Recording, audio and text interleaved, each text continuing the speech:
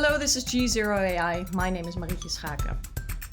About a year ago, I was part of a small meeting where I was asked to read a paragraph, sort of random text to me it seemed, but before I knew it, I heard my own voice very convincingly saying things through the speakers of the conference room that I had never said and would never say.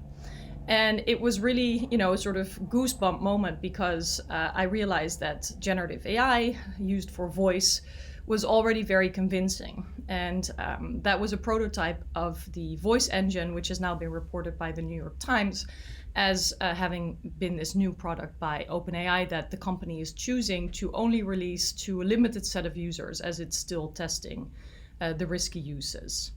And I don't think this testing with a limited set of users is needed to understand the risks. We've already heard of fraudulent robocalls impersonating President Biden.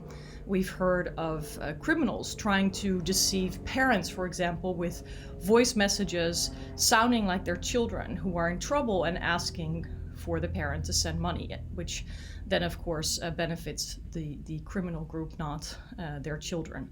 So the risks of using voice impersonation are clear. Of course, companies will also point to opportunities of helping people who may have lost their voice through illness or a disability, which I think is an important opportunity to explore, but we cannot be naive about the risks.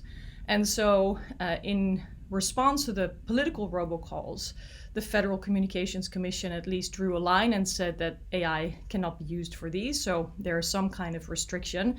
But all in all, we need to see more independent assessment of these new technologies, a level playing field for all companies, not just those who want to choose to pace the release of their new models, but also those who want to race ahead, because sooner or later one or the other company will, and we will all potentially be confronted with this widely accessible voice generating artificial intelligence opportunity.